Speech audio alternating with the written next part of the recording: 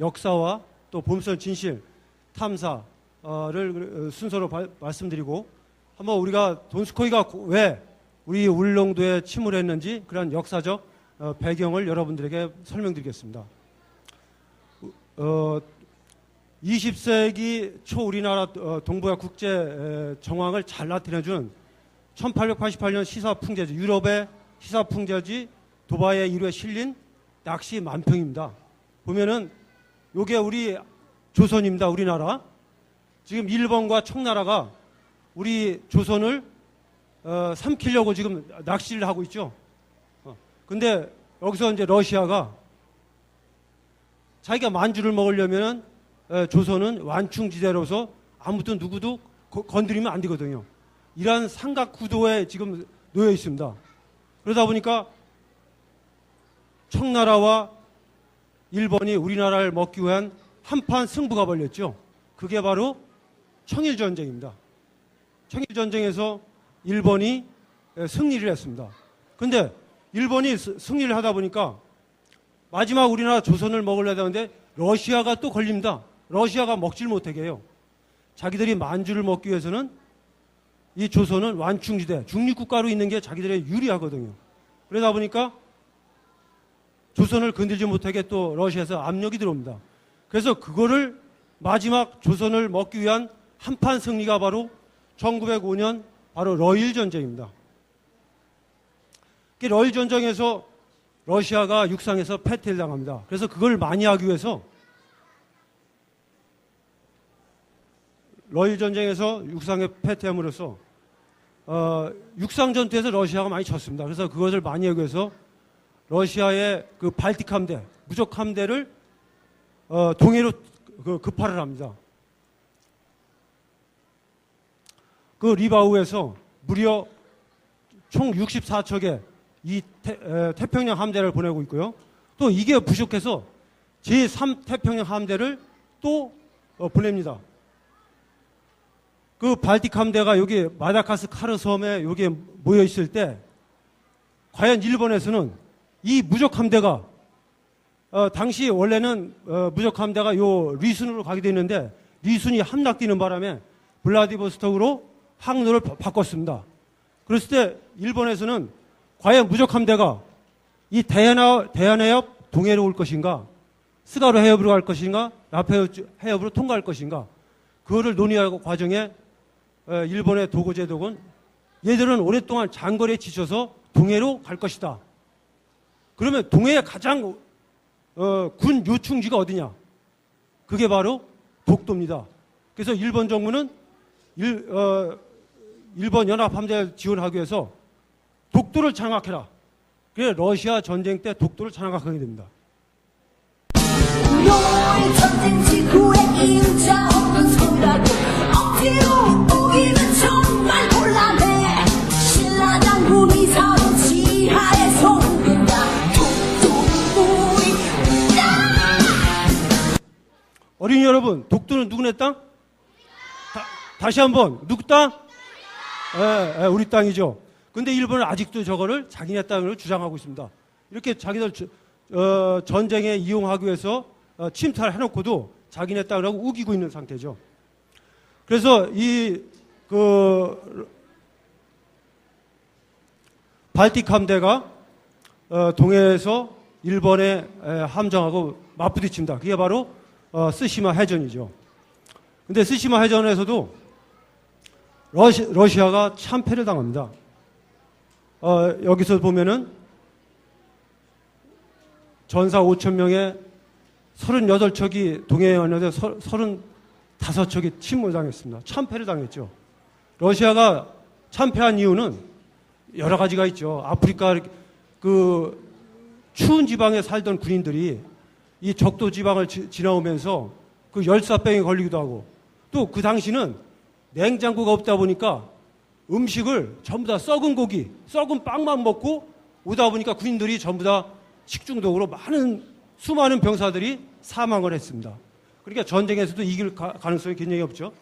가장 러일 전쟁에서 패하게 된 동기는 바로 함포의 열쇠입니다. 일본은 과학적인 개발을 서둘러서 우수한 함포를 개발했거든요.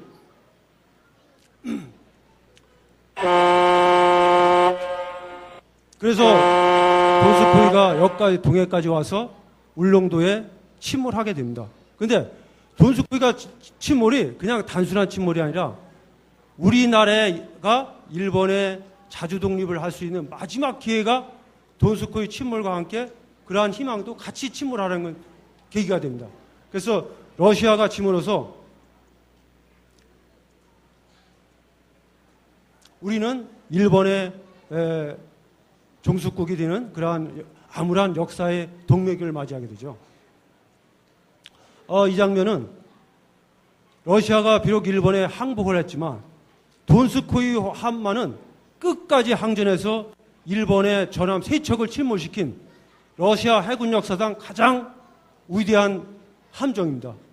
그래서 일본 그 나이토 중이가 돈스코이 함장, 레베드포 함장을 울릉도에 체포하러 왔을 때 영웅의 함장에 대한 경의를 표하는 모습입니다.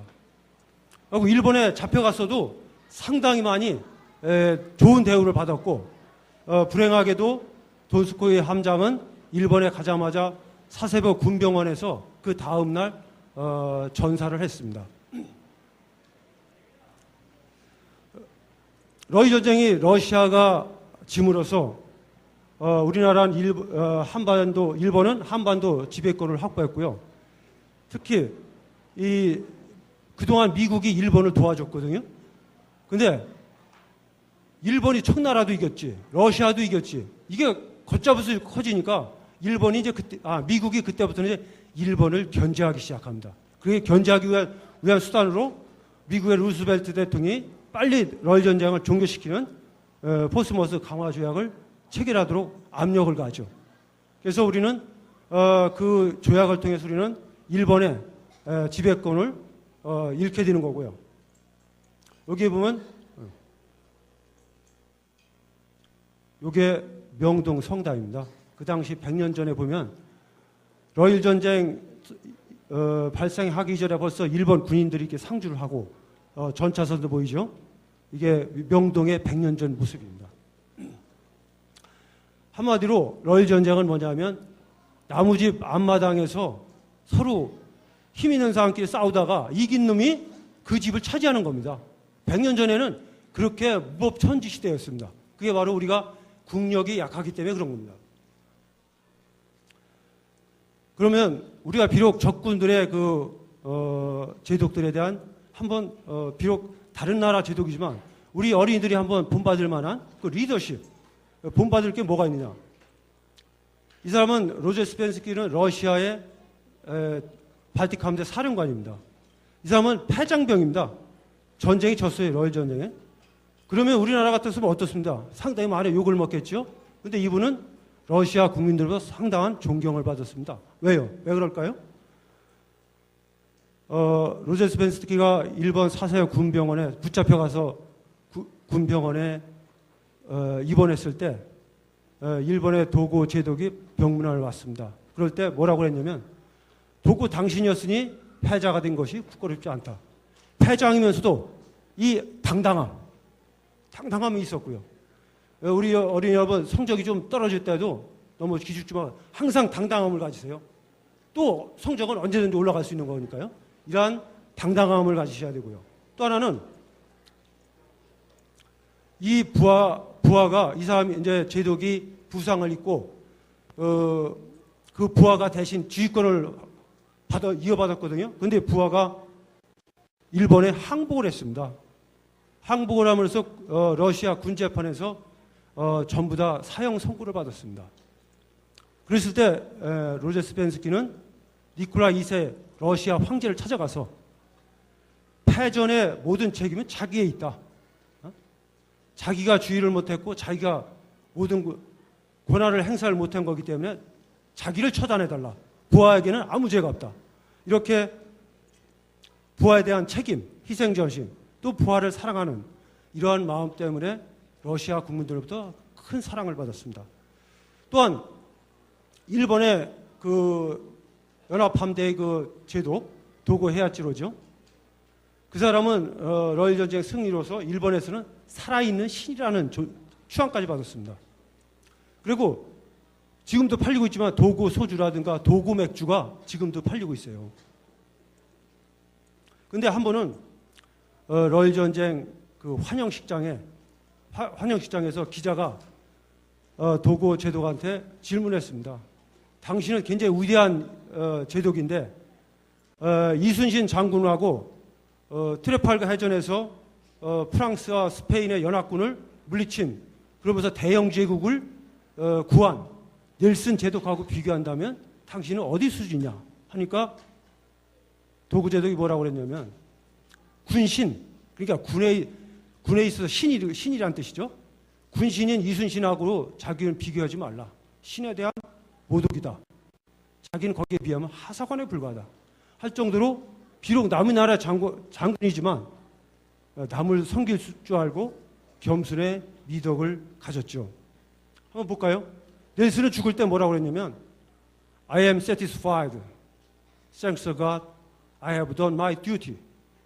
내 임무를 완수해 준 신께 감사하다. 이렇게 하면서 죽었습니다.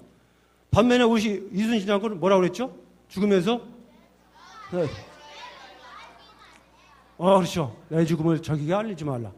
자기가 죽으면서도 내 자신보다는 부하와 국가를 위해서 그렇게 헌신한 장군이죠. 특히 도고 제독은 뭐라고 그랬냐면 넬슨이나 도고는 정부에서 국가에서 철저하게 전폭적으로 지원해줘서 겨우 이겼다.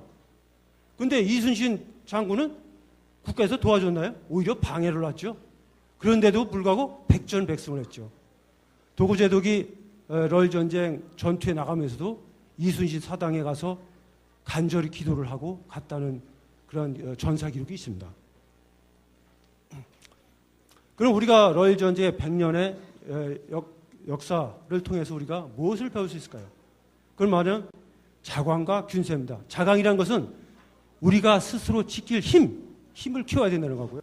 그 다음에 균세는 주변 국가, 일본이라든가 중국, 러시아의 세력이 어느 특정 국가가 세력을 키워서는 안 된다. 외교수를 키워야 된다. 그런 뜻이고요. 그 다음에 러시아가 일본에 진 이유도 과학기술력이 부족했습니다. 우리가 일본에 편입하게 나라를 뺏긴 것도 과학기술력이 부족했기 때문입니다. 우리는 그래서 국력배양을 해야 된다. 그리고 역사가들은 그럽니다. 역사는 반복된다. 제가 여기 돈을 이렇게 그렸는데 보통 어느 나라든 돈에 이거 초상화는 그 나라에 존경받는 사람, 아주 추앙받는 사람 이런 사람을 초상화로 쓰고 있거든요. 근데 일본 그 제일 고액권 10,000엔짜리 우리나라 돈은 한 13만 원 되죠. 여기에 있는 그 초상화 누구인지 혹시 아시는 분이 있습니까? 도요토미 데요시. 도요토미 데요시가 잘생기지 않았습니다. 또, 예.